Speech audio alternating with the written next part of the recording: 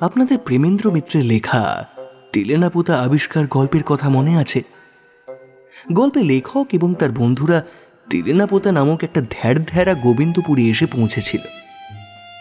ধ্যাড় গোবিন্দপুর, এই প্রবাদটার সাথে আমরা কে না পরিচিত। কিন্তু এই প্রবাদের উৎস কোথায় জানেন? চলুন আজকে জেনে নেওয়া যাক। আপনারা শুনছেন ক্লক টাওয়ার পডকাস্ট। পৃথিবীর বিভিন্ন দেশের বিভিন্ন সময়ের বিভিন্ন মানুষের গল্প নিয়ে আসি আমরা প্রত্যেক সপ্তাহে শুক্রবার। এমন সব গল্প যা শুনতে গল্প হলেও আসলে কিন্তু সত্যি। এরকমই সত্যি গল্প শুনতে আমাদের চ্যানেলটি সাবস্ক্রাইব করুন আর শুনতে থাকুন আজকের পর্ব। এসে গিয়েছে আমাদের নতুন গল্পের চ্যানেল কাহিনী স্কোপ, লিঙ্ক থাকলো ডেসক্রিপশনে। প্রত্যেক সপ্তাহে নতুন নতুন গল্প শুনতে সাবস্ক্রাইব করুন আজই। শেঠ বসাকদের আসার আগেই সুতানুটির অস্তিত্ব ছিল।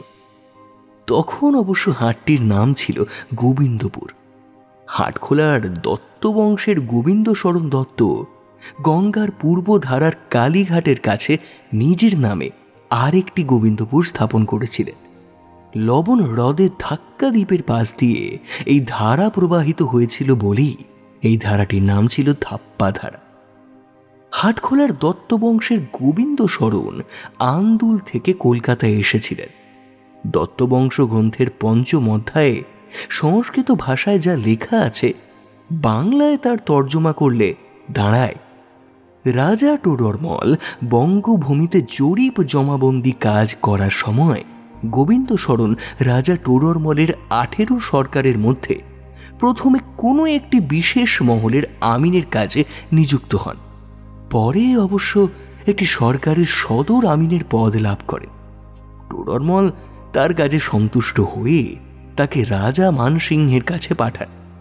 মানসিংহ তার কাজে অতি সন্তুষ্ট হয়ে দিল্লীশ্বর আকবর বাদশাহের অনুমতি নিয়ে তাকে গৌড় দেশে কালীঘাটের কালীদেবীর পীঠের নিকট গঙ্গার পূর্ব তীরে একটি জমি বসবাসের জন্য প্রদান করেন। সেই জমিতেই গোবিন্দ শরণ গোবিন্দপুর গ্রাম পত্তন করেন।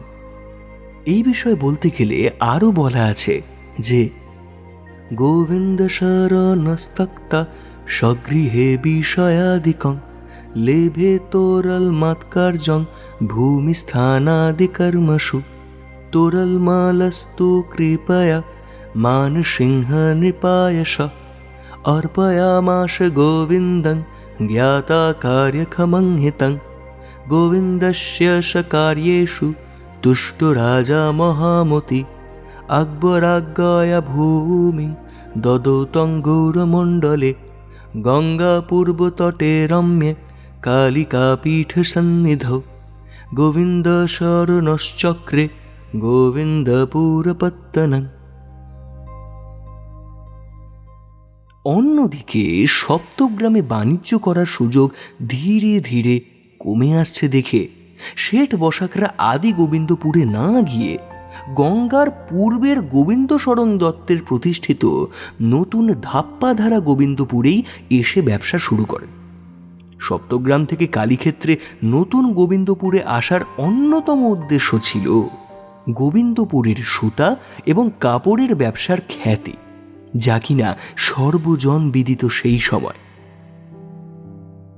ভবিষ্য পুরাণের ব্রহ্মখণ্ডে কালীঘাটের মন্দিরের পরিচয় প্রসঙ্গ অর্থে গোবিন্দপুরের উল্লেখ করা হয়েছিল, যা খানিকটা এই রকম: তামা লিপ্ত প্রদেশ চ বর্গ ভীমা বিরাজতে গোবিন্দপুর প্রান্তে চ কালীসুরধ্বনি তটে। কলকাতার তত্ত্ববণিত জাতির ইতিহাসে উল্লেখিত ছিল 1537 খ্রিস্টাব্দে মুকুন্দরাম শ্রেষ্ঠী তার কুলদেবতা শ্রী শ্রী গোবিন্দ রায় জিউকে নিয়ে অগ্নি ঋষি গোত্রজ কালিদাস বসাকের সঙ্গে কালীক্ষেত্রে এসে প্রথমে বসতি করেন। ওই স্থানটি কালীদেবীর পীঠস্থানের 1 মাইল উত্তর পশ্চিম আদি গঙ্গার সংযোগস্থলে গঙ্গার পূর্বকূলেই অবস্থিত ছিল।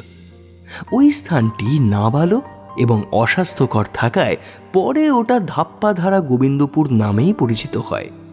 এই নামটি পরবর্তীকালে প্রবাদে পরিণত হয় ধ্যাড়ধ্যাড়া গোবিন্দপুর নামে, যা বর্তমানে লোকমুখে হয়েছে ধ্যাড়ধ্যাড়ে গোবিন্দপুর। ধাপ্পাধারা গোবিন্দপুর থেকে শেঠ বসাকরা প্রাচীন গোবিন্দপুরের খালের ওপারে নিজেদের গৃহদেবতা প্রতিষ্ঠা করে আরও একটি নতুন যে গোবিন্দপুর স্থাপন করেছিলেন সে সম্পর্কে তাঁদের মতে ওই স্থানটি নাবালু ছিল। বছর বছর লবণ হ্রদের অর্থাৎ নদীর জল এসে ভেসে যেত। জল নেমে গেলে জেলেরা মাছ ধরে শুকিয়ে নিত। তাতে ওখানকার অস্বাস্থ্যকর জলবায়ুতে মহামারী হতো।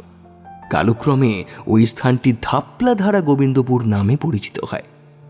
মুকুন্দরাম অস্বাস্থ্যকর ধাপ্পাধারা গোবিন্দপুর ছেড়ে বর্তমান লালদিঘি নামক স্থানের উচ্চভূমি মনোনীত করেন। সেখানে নবাব সরকার থেকে বহু জমি জমা নিয়ে জঙ্গল কাটিয়ে জলাশয় প্রভৃতি খনন করিয়ে আবাসগৃহ নির্মাণ করেন এবং পরিবার নিয়ে বসবাস শুরু করেন। তাতেই শেঠ বসাকেরা জঙ্গল কাটা বাসিন্দা নামেই খ্যাত হয়। সেখানে তাঁর কুলদেবতা গোবিন্দজিউকে স্থাপন করেন। গোবিন্দজিউর নাম অনুসারে সেখানকার নাম হয় গোবিন্দপুর। আমরা ক্লক টাওয়ার পডকাস্টে ইতিপূর্বেই শেঠ ও বসাকদের নিয়ে একটি পূর্ণাঙ্গ পর্ব করেছি। শুনতে হলে আমাদের ভিডিও সেকশন থেকে স্ক্রিনে দেওয়া পর্বটি দেখে নিতে পারেন, অথবা ডান দিকের আই বাটনে ক্লিক করে দেখে নিতে পারেন পর্বটি। তাহলে আজকের কাহিনীতে ফিরে আসা যাক। গোবিন্দপুরের শেঠ বসাকদের সম্পর্কে আরও উল্লেখ করা হয়েছে। প্রথমে তাঁরা বরানগরের তাঁতিদের কাছে কাপড় বুনিয়ে নিয়ে বিদেশি বণিকদের সরবরাহ করতেন। এই জন্য তারা দাঁদনী বণিক নামে খ্যাত ছিলেন। পরে তারা নবাব সরকার থেকে বহু জমি জমা নিয়ে 1632 খ্রিস্টাব্দে গোবিন্দপুরে বর্তমান অষ্টার্লনী মনুমেন্টের কাছে বস্ত্র নির্মাণের বিস্তীর্ণ কারখানা স্থাপিত করেন এবং তাদের আবাদ করেন। আমাদের বর্তমান গড়ের মাঠেই আবাদ ছিল। সেখানে এক প্রকার উৎকৃষ্ট চাল উৎপন্ন হতো বলে তা গোবিন্দজিউর ভোগে কাজে লাগত। শুনলে অবাক হবেন, সেইখান থেকেই গোবিন্দভোগ চালের নামকরণ। কলকাতার ইতিহাসে 3টি গোবিন্দপুরের উল্লেখ পাওয়া যায় ঠিকই, কিন্তু সেই নিয়ে কোনো ঐতিহাসিকের লেখাতে সুস্পষ্ট উল্লেখ নেই। 899 খ্রিস্টাব্দে প্রথম গোবিন্দপুর প্রতিষ্ঠিত হয়েছিল। রাজা গোবিন্দ দত্ত ছিলেন এই আদি গোবিন্দপুরের প্রতিষ্ঠাতা। এই গোবিন্দপুরকে আবার আদি গোবিন্দপুর বলে উল্লেখ করা হয়েছে। আদি গোবিন্দপুরের ভৌগোলিক সীমা উত্তরের বাগবাজার থেকে দক্ষিণে বুড়িগঙ্গা পর্যন্ত। রঙ্গলাল বন্দ্যোপাধ্যায়ের লেখায় এই গোবিন্দপুরের উল্লেখ পাওয়া যায়, যা কিনা খানিকটা এই রকম। বুড়িগঙ্গার পূর্বের নাম ছিল গোবিন্দপুর খাল, কারণ এই খাল গোবিন্দপুরের দক্ষিণ সীমা। আদি গোবিন্দপুরের খালই বর্তমানের মৌলালি অঞ্চলের ক্রিক রো। কলকাতার ইতিহাসে একটি গুরুত্বপূর্ণ স্থান যে আজকের এই ক্রিক রো, তা আমরা কে না জানি। মহারাজ রাজবল্লভ সেন ও তৎকালবর্তী বাংলার ইতিহাসের স্থূল বিবরণ গ্রন্থে বলা হয়েছে, কোম্পানির নথি থেকে খাঁড়ির গতিপথ পরিষ্কার জানা যায়। এটি লবণ হ্রদে উপস্থিত হয়ে Beleghata, Sealdah, Creek Row, Dharmatala Street, Esplanade East, government প্লেসের উত্তর ভাগ, হেস্টিং স্ট্রিট হয়ে অবশেষে কলভিন ঘাটের কাছে হুগলি নদীতে গিয়ে পড়েছে। সপ্তদশ শতাব্দীতে বণিকেরা এই নদীপথ ধরে ঢাকা থেকে সপ্তগ্রাম হুগলি যাতায়াত করতেন। কারণ তানা এর পরে অর্থাৎ বোটানিক্যাল গার্ডেনের পরে নদীবক্ষে পর্তুগিজ জলদস্যু এবং তাদের সমগোত্রীয় মগদের উপদ্রব বেশ ভালোই দেখা দিত। এই নদীপথ বেতর এবং সুতানুটির উত্থানের সঙ্গে সঙ্গে জনপ্রিয় হয়ে উঠেছিল। এই সময় এটি ছিল একটি প্রাকৃতিক খাল।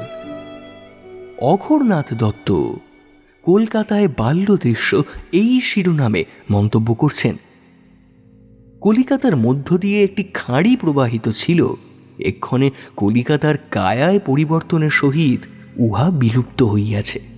এই খাঁড়িটি অধুনা যে স্থান চাঁদপাল ঘাট নামে পরিচিত, ওই স্থানে ভাগীরথী হইতে আরম্ভ করিয়া ধর্মতলা রাস্তার ঠিক উত্তর দিয়া ও গোলদিঘির ডিঙা ভাঙা হইয়া বেলিয়াঘাটার নিকট যে লবণ হ্রদ আছে, উহার সহিত মিলিত হইয়াছিল। আবার ব্লকম্যান সাহেব লিখছেন, লবণ হ্রদ থেকে বেলেঘাটা, লবণ হ্রদ থেকে ওয়ালিংটন স্কোয়ার এই পর্যন্ত সুপ্রাচীন খালটি বন্ধ করে দিয়ে ক্রিক রো নামকরণ করা হয়েছে। স্থানীয় মানুষেরা এই রাস্তাটির নাম দেন ডিঙে ভাঙা লেন। 1737 সালের ভূমিকম্প আর ভয়ঙ্কর ঝড়ে এটি বন্ধ হয়ে যায়।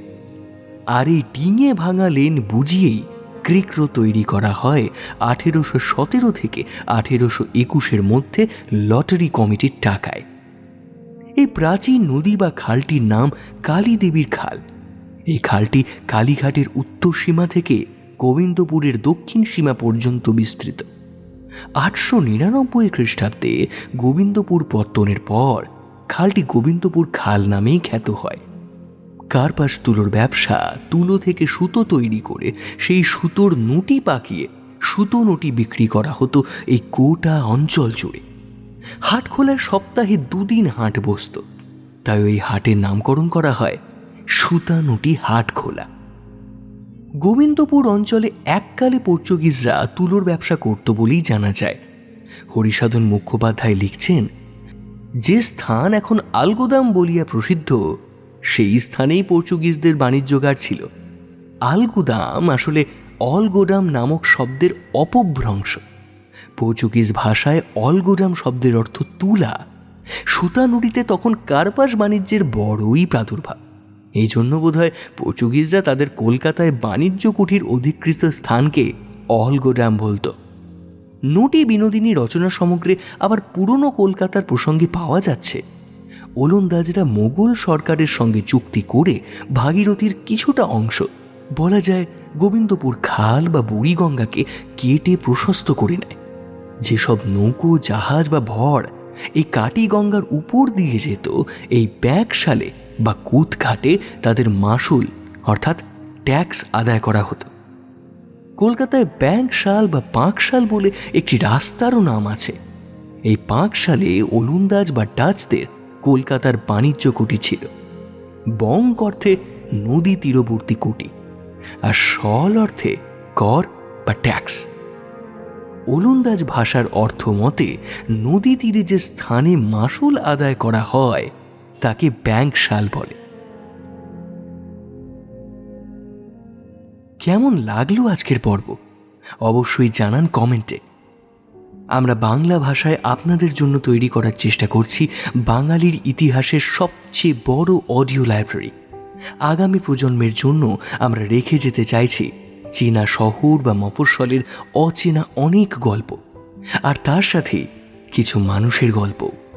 আপনাদের যদি আমাদের কাজ ভালো লাগে তাহলে অবশ্যই একটা লাইক করে দেবেন। আরও এরকম পর্ব শুনতে চাইলে সাবস্ক্রাইব করে সঙ্গে থাকবেন। আর যদি মনে করেন এরকম কাজ আরও অনেক মানুষের কাছে পৌঁছানো উচিত, তাহলে না হয় একটু বন্ধুদের সঙ্গে শেয়ারই করে দেবেন। আর যদি আপনি ইউটিউবে নতুন হাইপ অপশানটি দেখতে পান তাহলে সেটায় ক্লিক করতে ভুলবেন না কিন্তু। আপনাদের ছোট্ট এই ভালোবাসা আমাদের পৌঁছে দিতে পারে আরও অনেক মানুষের কাছে। এসে গিয়েছে আমাদের নতুন গল্পের চ্যানেল কাহিনী স্কোপ, লিঙ্ক থাকলো ডেসক্রিপশনে। সাবস্ক্রাইব করুন আর শুনতে থাকুন দারুণ দারুণ সব গল্প। আজকের পর্ব পাঠে ছিলাম আমি শুভঙ্কর। স্ক্রিপ্ট করেছেন মোহর, পরিকল্পনা ও স্ক্রিপ্ট সম্পাদনা কৌশিক রায়, সাউন্ড ডিজাইন সুশ্রিক, কভার এবং ভিডিও এডিটে ইনভিজিবল ম্যান। আগামী সপ্তাহে আমরা আসছি আরও একটি নতুন পর্ব নিয়ে। সঠিক সময় নোটিফিকেশন পেতে অবশ্যই সাবস্ক্রাইব করে রাখুন আমাদের চ্যানেলটি।